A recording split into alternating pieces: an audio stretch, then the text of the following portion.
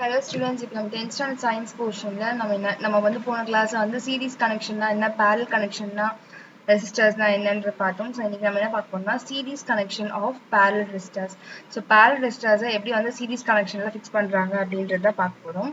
If you consider the connection of set of a parallel resistor that are connected in series. So வந்து ஒரு parallel resistor வந்து சீரீஸா வந்து connect பண்ணிருக்காங்க. ஓகேவா? we get a series parallel circuit. So அந்த மாதிரி connect பண்ணும்போது நமக்கு என்ன கிடைக்கும்னா series parallel circuit கிடைக்கும்.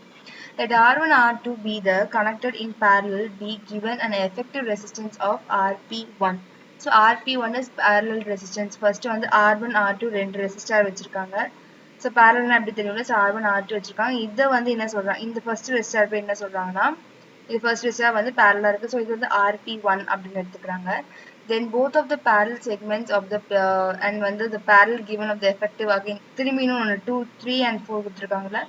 Similar 3 and 4 be the connected parallel to give the effective resistance. இது வந்து RP2 ன்னு எடுத்துக்கிறாங்க. ஓகேவா? ஒரு circuit டயக்ராம்ல. So thus both of these parallel segments are connected. இது வந்து சீரீஸா கனெக்ட் பண்ணி பக்கத்துல கனெக்ட் பண்ணிருக்காங்க. Using the equation of 4.18. So 4.18 என்ன ஃபார்முலா நமக்கு? So 4.18 வந்து 1 by Rp is equal to 1 by R1 plus 1 by R2 plus 1 by R3. So 1 by Rp1 is equal to first resistor வந்து 1 by Rp1 க்கு என்ன இருக்கு? R1 R2. So 1 by Rp1 is equal to 1 by R1 plus 1 by R2. And again second parallel 1 by Rp2 is equal to 1 by R3 plus 1 by R4. So finally using வந்து equation 4.12. So 4.12 equation use பண்ணி Rs is equal to R1 plus R2 plus R3. So resistors நம்ம series connect பண்ணிருக்கோம்ல. So அதனால வந்து use பண்ணி நம்ம என்ன பண்றோம்னா R total. So R total is equal to RP1. So மொத்த resistor என்ன இருக்கு? அது வந்து RP1 and RP2 எடுத்துருக்காங்க. அதுதான் இங்க எடுத்துருக்காங்க. Next வந்து parallel connection of series resistor. So series resistor வந்து எப்படி parallel connection பண்ணிருக்காங்கன்னு சொல்றாங்க. If you consider a connection of a set of a series resistor connected in parallel circuit, then get this parallel series circuit. So அதே மாதிரி ஒரு series circuit parallel connect பண்ணா அது என்ன பேருனா parallel series circuit சொல்லலாம். Let R1 R2 be the connected in series to given in as a effective resistance. அது எப்படி இப்படினோ அந்த மாதிரி R1 R2 னு ஒரு பக்கத்துல ஒரு resistance and R3 R4 னு resistor கட் பண்ணிருக்காங்க. So first R1 R2ன்றது first resistorனால அது RS1 எடுத்திருக்காங்க. Similarly R3 R4 வந்து connected பண்ணிருக்காங்கனால அது வந்து RS2 னு எடுத்திருக்காங்க. Then both of these serial segments are connected. இது வந்து parallel connect பண்ணிருக்காங்க. நேரா parallel connect பண்ணிருக்காங்க. Using equation 4.1312. So Rs is equal to R1 plus R2. So அதே மாதிரி அது வந்து RS1 is equal to R1 plus R2. RS2 is equal to R3 plus R4. Finally, using the equation of 4.18. So 4.18 is 1 by RPS. Rp is equal to 1 by R1 plus 1 by R2 plus 1 by R3. So அந்த formula use பண்ணி என்ன பண்றாங்க? 1 by R total is equal to 1 by RS1 plus 1 by RS2. Okay va? So next வந்து பாத்தீங்கன்னா difference between series and parallel connection. So the difference between series and parallel circuits may be consumed as following table. So first criteria பாருங்க, equivalent resistance more than the higher resistance, less than the lower resistance. So இது வந்து சீரிஸ்ல வந்து உங்களுக்கு higher resistance ஓட அதிகமா இருக்கும் and parallelல வந்து என்ன பிரியறதுனால lower resistance, less than lower resistance ஆயிடும்.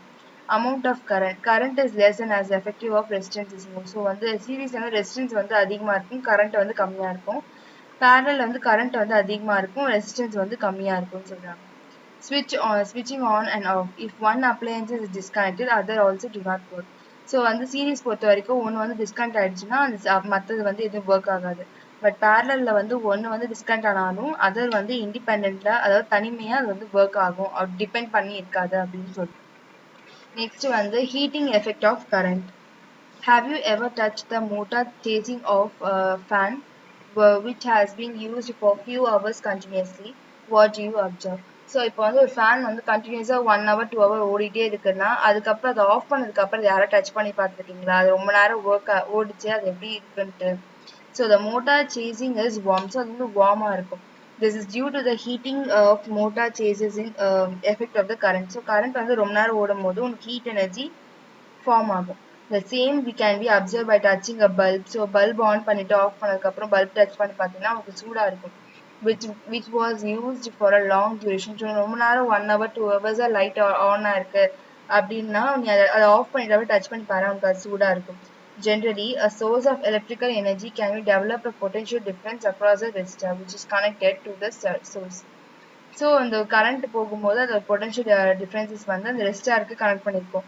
ஸோ அதனால வந்து அது ஒரு சோர்ஸை வந்து ஃபார்ம் பண்ணுது. ஸோ இங்கே வந்து என்ன ஃபார்ம் பண்ணுது, ஹீட் சோர்ஸை ஃபார்ம் பண்ணுது. This potential differ constant current through the resistor. For continuous drawing of current, the source has continuously spent its energy. So வந்து ஒரு கரண்ட் கண்டினியூஸாக வந்து ஒரு கரண்ட் ஆன்ல வச்சுக்கிட்டே இருக்கீங்கன்னா அது வந்து ஒரு சோர்ஸை வந்து ஃபார்ம் பண்ணிட்டு இருக்கு, எனர்ஜி வந்து ஸ்பெண்ட் பண்ணுது.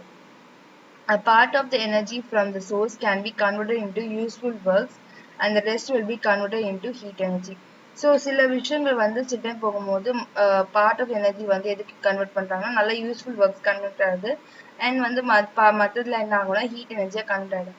Thus the passage of electric current through a wire resulting in the production of heat. So வந்து வயர் மூலியமா கரண்ட் போகும்போது உனக்கு என்ன ஆகுனா ஹீட் எனர்ஜி ஃபார்ம் ஆகுது.